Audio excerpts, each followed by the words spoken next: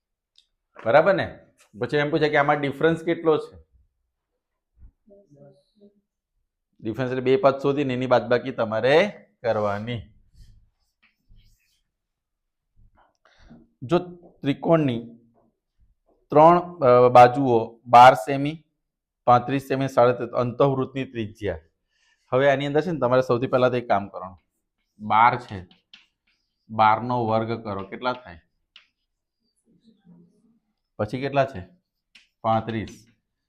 35 નો વર્ગ કરો, બરાબર? 37. 37 નો વર્ગ કરો, કેટલા આવે છે?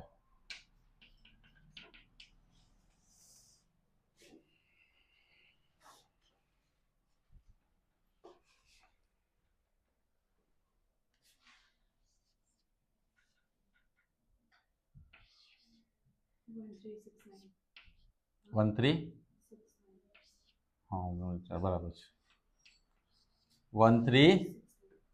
ઓકે, આ બેનો સરવાળો કરો, બે નાની સંખ્યાઓનો સરવાળો કરો. 69 જ આવે છે. 1369 આવે છે. સમજ પડી બધાને?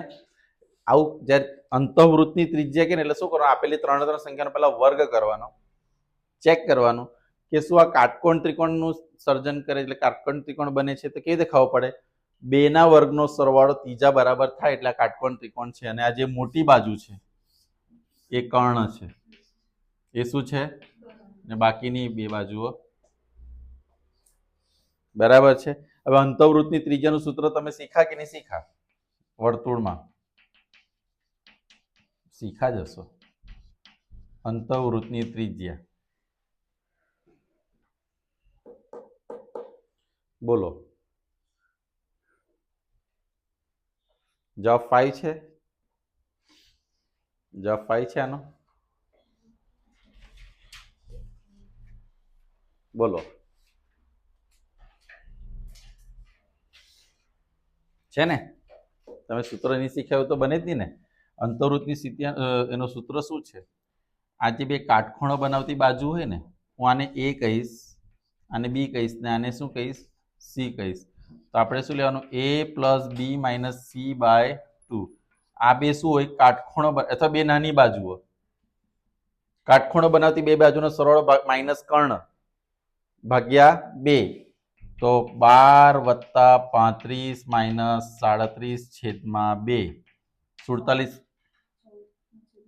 47 માઇનસ એટલે કેટલા થશે? તો 5 સેમી જવાબ આવી ગયો. અંતઃવૃત્તની ત્રિજ્યા. અંતઃવૃત્તની ત્રિજ્યામાં શું લેવાનું? કાટખૂણો બનાવતી અથવા 2 નાની જે બાજુ હોય ને એનો સરવાળો માઇનસ કર્ણ. અંતઃવૃત્તની ત્રિજ્યા. ક્લિયર થયું બધાને? કોઈને ડાઉટ નહીં ને? કયો નંબર આવ્યો આપણે? PA - PA bar = 0.2. તો PA ફાઇન્ડ કરો. નાઉ વી નો, આપણે જાણીએ છીએ કે PA + PA bar = 1 થાય. 1 થાય. તો આ બેને આપણે લોપની રીતે લઈ કરીએ. આ ગયું 2PA ના 1.2. શું કર્યું ખબર? લોપની રીતમાં આ બેનો સરવાળો આનો સરવાળો. PA બરાબર શું આવશે? 1.2 upon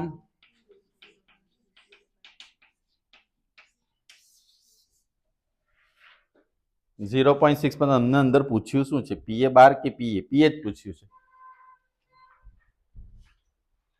બરાબર છે? બરાબર છે ને? તો એમ જ કોઈ બરાબર 20 નંબર કયું છે? 30 અને 40 આવી ગયેલો આ ક્વેશ્ચન. આની મધ્ય કિંમત શોધવાની છે. તો મધ્ય કિંમત માટે આપણે શું કરીએ છીએ? 2 નો સરવાળો ભાગ્યા 2. 70 ભાગ્યા 2 ધેટ ઇઝ 35. એટલે કે 21. શું લેવાનું છે? 21 નંબરમાં શું કહે છે? ગોળાની વક્ર સપાટીનું ક્ષેત્રફળ. ગોળાની કઈ સપાટી? વક્ર સપાટીનું ક્ષેત્રફળ શું આવશે? ગોળાની વક્ર સપાટી 4 સૂત્રો મેં તમને યાદ હોય તો બધા વ્યવસ્થિત સમજાવ્યા હતા. નળાકારની વક્ર સપાટી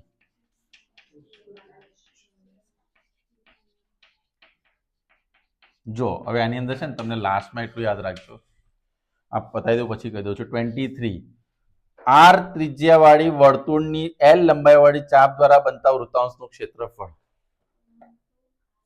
હવે છે ને વૃત્તાંશનું કીધું છે ને અહીંયા તમને સમજણ આપી દઉં છું. વૃત્તાંશનું ક્ષેત્રફળ શું આવે? વૃત્તાંશનું ક્ષેત્રફળ શું આવે? આ પણ જો તમે મારું જયારે શરૂઆતમાં ભણાવ્યું હતું ને આ સૂત્ર ત્યારે જોયા હો તો તમને આવડી જશે એમાંથી. હવે આમાંથી છે ને હું શું કરું છું, એક આર કોમન કાઢું છું ને આમાંથી 2 કોમન કાઢું છું. તો અહીંયા શું રહેશે? પાઈ આર થીટા અપોન 180 ને આ લઘુ ચાપની લંબાઈ છે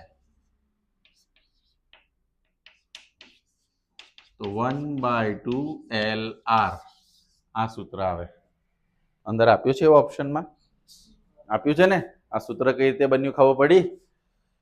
ચાલો વર્તુળનું પરિઘ સર અમે તો મોઢે કરીને લખી દીધેલું. વર્તુળનું પરિઘ 2 પાઈ. હવે જો તમે જેટલા બી પેપર કદાચ જોશો ને તો લાસ્ટનું કોષ્ટક છે ને તમારું 2 જ વસ્તુ આવશે, 2 કે 3 વસ્તુ સૂત્રો જ આવે. હવે મને ખબર છે કે મને 4 માર્કના સૂત્રો આવે છે. એ ત્રિકોણમિતિ હોઈ શકે, એ ક્ષેત્રફળવાળા ચેપ્ટર 2 છે એમાંથી હોઈ શકે, અથવા તો કદાચ આંકડાશાસ્ત્રમાંથી હોઈ શકે કદાચ. પણ આ 2 માંથી હોવાના ચાન્સ. તો મારી પહેલી પ્રાયોરિટી શું છે કે આજે મારે 4 માર્કનું તૈયારી કરી દેવી છે. ખ્યાલ આવે છે? આને કહેવાય exact planning for your board exam. મહેનત નથી જરૂરી, પ્લાનિંગ વાળી મહેનતની જરૂર છે. તમે શું કરો છો? નો ડાઉટ મહેનત કરો છો, હું એમાં એકદમ એગ્રી છું. તમે ખરેખર સારી મહેનત કરો, પણ ડિરેક્શન વગરની મહેનતમાં શું થાય?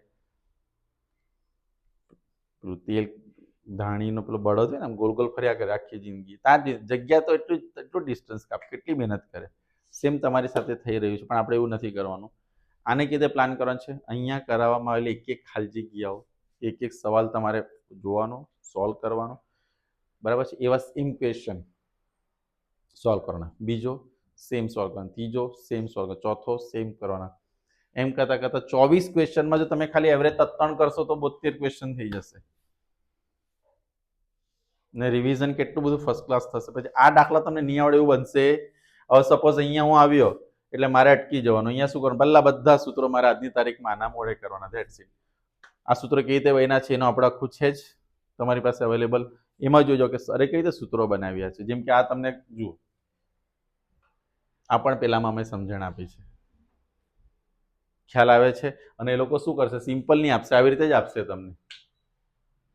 પછી તમને યાદ હોય તો આવું સૂત્ર પણ આપણે ભણી ગયેલા, 2 પાઈ આર સ્ક્વેર થીટા અપોન 720. આ જ સૂત્ર છે, બંનેને ઉપર નીચે 2 ગુણી નાખ્યા. તમે કન્ફ્યુઝ થાવ કે હારું સૂત્ર તો છે જ નહીં, 720 તો કોઈમાં આવતું જ નથી. પણ જોવાનું કે પાઈ આર સ્ક્વેર થીટા ને આગળ 2 પણ કોઈનામાં નથી આવતું. પણ તમને સૂત્ર આવડતા હોય ત્યારે. અન્ડરસ્ટેન્ડ? સો સેક્શન એ આપણું કમ્પ્લીટ થયું પેપર 2 નું, રાઈટ? ચાલો તો આપણે આટલું